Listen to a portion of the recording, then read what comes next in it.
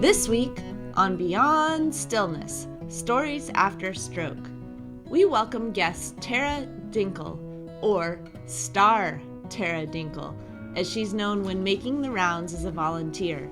STARR stands for Stroke Survivor Taking Aim at Recovery. May we all become stars. At just 25, Tara suffered a massive stroke, leading to a life-saving craniectomy and weeks in a coma. Recovery was grueling, filled with loss, heartbreak, and moments of profound patience. But as she began to reclaim small victories, Tara discovered that life wasn't over. It was patiently waiting for her to rebuild. Now, Tara shares her journey to help others find hope and purpose. This is a story of resilience, healing, and the beauty of giving back. Thank you for joining us for Part 2, Tara Dinkel's interview. Beyond Stillness, Stories After Stroke is made possible by our guests and tax-deductible donations from friends and listeners like you. Join us in empowering stroke survivors with stories of wisdom, purpose, connection, and hope at www.beyondstillness.org. Hello and welcome to Beyond Stillness, Stories After Stroke. Stroke offers a powerful, life-changing shift in perspective. Each colorful memory creates a parable for life's greater teachings, a compass for journeys ahead, and inspired wisdom for unique growth. Beyond Stillness offers a moment of pause for storytelling and reflection. Ultimately, we create a welcoming environment that reveres the moment beyond stroke's paralysis. Still moments unite humanity and divinity. I'm your host, Molly Bucola. As we begin today, we take a moment to honor the wisdom that has emerged through our own recoveries.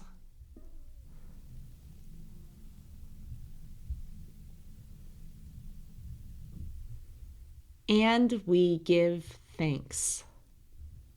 Now, Tara Dinkel's interview. Tara, thank you for sharing your story. You mentioned your nurse, Christy, throughout the story. Mm-hmm. What has her role been in your recovery? She's just been somebody that I look up to because she was always positive with me. And still to this day, I check in with her and she still encourages me to do the best I can. And it was special. She was a new nurse practitioner and I was her first patient with a craniectomy or something really big. I was her first big case. And so for her to get to see me from the very beginning to what I am now, and we're still talking, it's pretty special. Yeah, 20 years later. And when you say you check in with her, what do you mean? Well, I'm friends with her on Facebook. We talk. And sometimes when she's out here, we'll still just make a date to meet up and see each other. That's awesome. I love what you say in the story about the night that you couldn't sleep in the hospital and she just came into your room and helped soothe your nerves and helped you go to sleep. And there's something really powerful about someone who is intentional and connects when we're in moments like that. And for someone whose job it is, sometimes It's hard to actually do that. To me, I think of only a family member getting that up close and personal. And for a nurse to take the time to do that, see that I was scared and just comfort me like that, that's something really only my family did. Huh. Yeah. And at one point she sat your family down and said, "We never say never, and we never say always." So how has that motto assisted your recovery after you left the hospital up until today? It could have been so easy for my family to just accept, oh, they said she's not going to walk. But with the little bit of hope that there was, I've never had anybody dwell on what I can't do. I've always been encouraged, at least try. If it doesn't go good, at least you tried. Hmm. I never was told everything I wasn't supposed to be able to do. And I'm glad that I did not, because in my mind, I knew what I wanted to do, so I did it. Had I heard, oh, you're not supposed to be able to do this, it could have been totally different. I could have believed it, but I never heard it. So I knew I wanted to walk. So I worked on that and I'm walking. Yeah. In your story, you talked about the importance of positivity and hope. And it sounds like she offered that to your family and to you in those circumstances. Very much so. And I also know that you work closely with people in the hospital now as a volunteer. You go in and volunteer to connect with recent stroke patients. How do you take what you learned from Christy and apply that in your meetings with patients in the hospital? The big word that I use with them is when they're like, oh, well, I can't do this. And I'm like, yet. I said, you may not be able to do it yet. And I emphasize yet because there's still hope. I always tell them what you're experiencing right now is not necessarily how the story is going to be. And of course, I share it was a process for me. I didn't do anything right away. I had to work at it. But when it just happens, you're just thinking of how everything changed, and that's all you can see. You can't see the light at the end of the tunnel right away.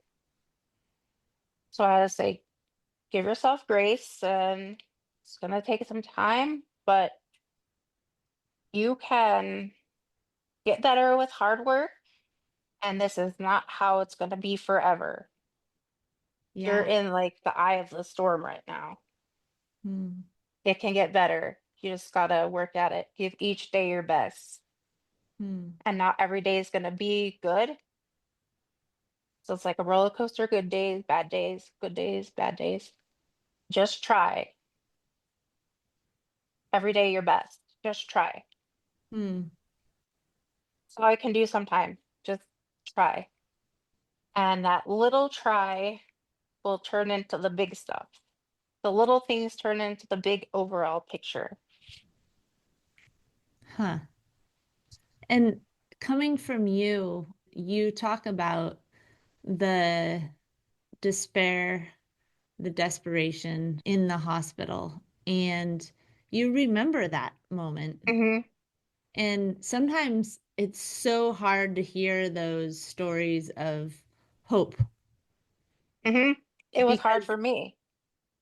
I lost. didn't have any at first. How did you gradually start to build hope? Well, I had a bunch of positive people around me, had a good support system. And like I shared in my story, when I just thought about it, lifting my leg, and I did it, that was a key changing point for me.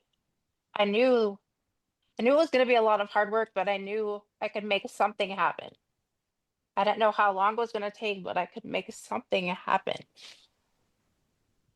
That really made me see, just like I said, maybe my life isn't really over after all. Huh. Yeah, taking those little tiny wins. You said Hmm. in the story that you looked at it and you focused on it and nothing happened, and how weird it was that your brain was sending messages to your foot or to your leg and it wasn't doing Hmm. anything. And then one time when you were focusing on it, all of a sudden it did do it.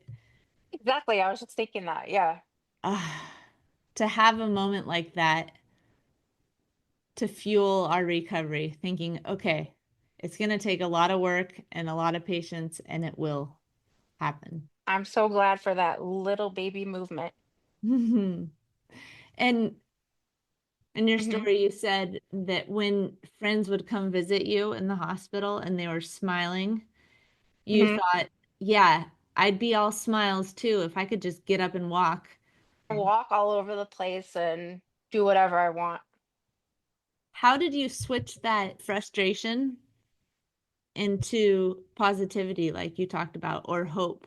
A lot of it was my faith, and I had a lot of people praying for me and my family, my support system. I did a lot of the work, but without my support system encouraging me daily and repeating positive things to me daily, I wouldn't have made it. Huh. I just slowly started turning around. And of course, with time, it gets a little bit better. Everybody really helped me change it around. And once I could start doing a little bit more, when I could get out of the bed, it hurt, but I was still doing something different. Yeah. And it gradually got you out of that mindset, it sounds like it, with those little wins and with that gradual progression. It reminded you that you weren't stuck there forever. Right. The little wins and the gradual stuff just slowly started adding up. And I was like, okay, okay, I've got this. I I can do this. I love it. And now 20 years later, what has that taught you about life in general?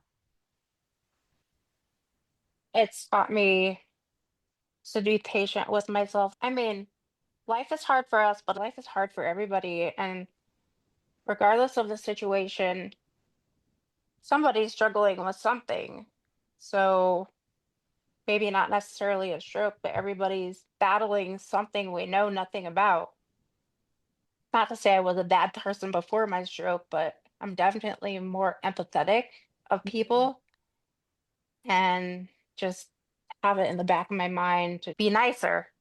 I know what I went through, and I know most people, to get out of that funk, they need supported people and nice people around them. So, And that's what you've become for other people. I mean, you volunteer throughout the week and you show up to be with families and with patients in the hospital. And you mhm. offer that positivity, that support, that understanding on a daily basis. It's important to me because I know what I felt like when I was there, and I know how hard it was to see past that. So if I can share my experience with not only the survivor, whoever's with them, because it affects everybody. We're all traumatized by it and all changed by it. If I can let them know I was there and it gets better, Mm. that's why I do it. My purpose. Your purpose. You keep saying your purpose. Tell me more about what it means to find your purpose. Well, I know after my stroke, I struggled with why? Why me? What am I supposed to do now? What am I supposed to do with my life now? I'm on disability, so I can't work. I was like, what am I going to do with my life? And I was fortunate enough to come across this volunteering, and it took several years for me to even have the light bulb go off and be like, oh my gosh, this is what God wants me to do. He wants me to help other people. And I mean, it took several years, probably at least four, if not more, for me to discover my purpose. Mm. And everybody would always tell me, you'll figure it out. And then I'd be like, that's not what I'm saying. I want to know now. Yeah, it goes back to your theme that Yeah. life was patiently Life has been waiting for you. patiently waiting. So you said it took 4 years. Can you tell me about that first moment when you decided, okay, I'm going to volunteer? How did you feel that first day before showing up? And then what happened the first day that you showed up? I was nervous because I didn't know if I could do it because I hadn't done anything structured like that since my stroke. I was worried. I was like, is the fatigue going to kick my butt? And I didn't know if I'd be able to even have enough energy to do it. But I went to the orientation for it, met the other survivors that would be doing it. And the hospital is so supportive. They basically treat us as if we're employees there and a part of their team. So that was comforting too. I was pretty much nervous about nothing because I handled it really well. everybody was really accepting and excited. And I was excited because I proved to myself that I could do it Hmm. and my body could handle it. Mm-hmm. And like the first patient I talked with, maybe not the first, but after a few, that was just so special. Actually, hearing you gave me some hope. Having patients or survivors and their family actually say, "Thank you so much. You gave me some hope." That made my day, made my year, because Mm. that's what I want to do, give them hope for Yeah. better days ahead. Huh. And there's something so important about you remembering the tough days also, and Mhm, remembering what it was like to be there, because people can come in hopeful and inspiring, etc., but without sitting with people in that tough moment mhm. first and helping them feel heard and seen and understood before bringing them up and out, then they're more likely to listen to the hopeful stories. And it sounds like you do that very well. You balance those. Yeah, I try. I tell them, "You don't have to talk to me, but I'm here to talk to you and share my story with you if you'd like. Are you up for it?" And once I tell them I'm a survivor also, they completely open up. Because I'm pretty sure usually they think I'm probably another doctor or something. But when they know I've been through what they've been through, they usually want to talk to me. Huh. Do you remember a stroke survivor showing up to your room? I didn't have a stroke survivor, anything like that when I was in the hospital, but I wish I did. Hmm. It would have been helpful for me to see a visual of another survivor doing well and coming in to talk to me. That probably would have made me think, oh, okay, they're doing good. That would have given me some hope. Huh. And your work in the ICU, the floor, and the rehab center. In addition, you also are involved in the stroke community in other ways because Yeah, you're actually in Colorado, and Calvin from Chicago called me and said, "You have to talk to Tara." And so tell me, how are you connected in the stroke community? it was just crazy because we met on TikTok of all places. I have met a ton of stroke survivors on TikTok. It's like we are all a community on there and support each other. That's how I first met Calvin.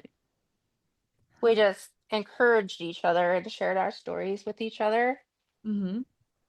And I saw that he wrote a book, and I was asking him about his book. Uh, we just started talking and sharing our stories, and it just built from that. There's several stroke support groups on Facebook that I'm a part of, and just local ones here in my town and through the hospitals. Mm-hmm. I'm going back to finding your purpose. Mhm. How does knowing your purpose now fuel your daily life? Well, it gives me something to look forward to wake up for, to strive to get better so I can keep showing my survivors new things that I'm accomplishing. They're like, look what I did. It's definitely gives me something to look forward to get up for. If I didn't have like something like this, I could see how it would be easy for me to just not want to do anything. This helps with socializing, my confidence. I would have never been able to just walk into somebody's room, introduce myself after my stroke. So this has helped. Can you share a couple stroke survivors that have been inspirational for you? Dan, the trike man, his story is amazing.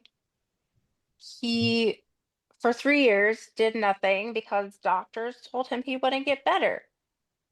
And he wanted to ride a trike. So he started riding a trike, and that got him out, got him stronger. And I'm like, man, for 3 years of not doing anything, and I know him personally, he's doing amazing. I'm like, if he can not do anything for 3 years and do as well as he's doing, I'm like, yeah, we can all do it. Yeah. When was the first time you met Dan? Oh, probably like 5 years after my stroke. I didn't ride a bike before my stroke, but seeing he brought his rig with his trikes, because that's what he does. He goes around and talks about trike riding and lets survivors try riding. So I tried riding a trike. First of all, I didn't even think I could get on it, let alone get off of it. So I got on it and was riding around a parking lot, and it was amazing. It was funny because he taught all of us first how to use the brakes because I could see us all pedaling away and not knowing how to brake. Yeah. He taught everybody how to use the brakes first Yeah. so we could stop. I love it. And another person that you met earlier on that was an inspiration for you? I met a survivor actually off of an AOL stroke survivor chat group. Mm-hmm. He is from Texas and he was much older than me, but he was the first survivor I met that had a very large stroke like mine, and he had the same surgery as me. Huh. Just talking to him because we had so much in common, same type of stroke. It was a large stroke too, and we had the craniectomy, the same surgery. Just being able to talk to him because we're so similar, it meant a lot to me seeing him get better. We came up with a joke because when they put our bone flaps back in, we have some hardware up there. So I would call him nuts and bolts, and he would call me clips and screws. We have to have a little humor, don't we? Yeah, you have to, otherwise, can't be serious all the time. Yeah, for sure.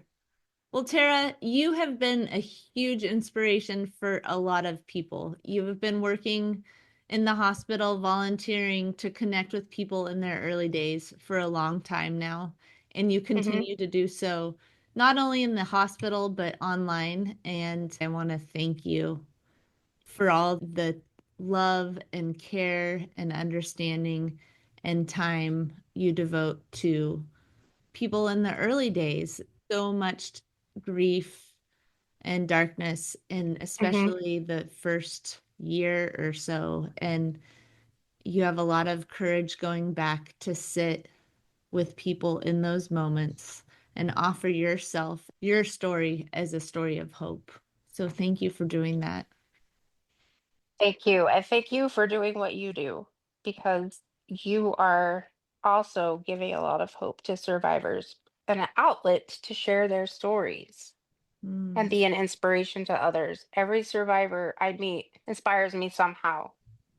It's so true. It's so Hmm. true. And Tara, thank you for taking time throughout the past couple months to develop your story, to reflect on your recovery, and to spend time thinking and connecting and writing. You're welcome. I was so, so grateful to be a part of this. It means a lot to me.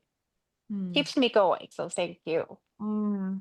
But Planning Tara, on joining one of the support groups like you send the email out about for yeah, the survivors. Yeah. we'd love to have you. It's such a great group. I look forward to it Yeah. every month.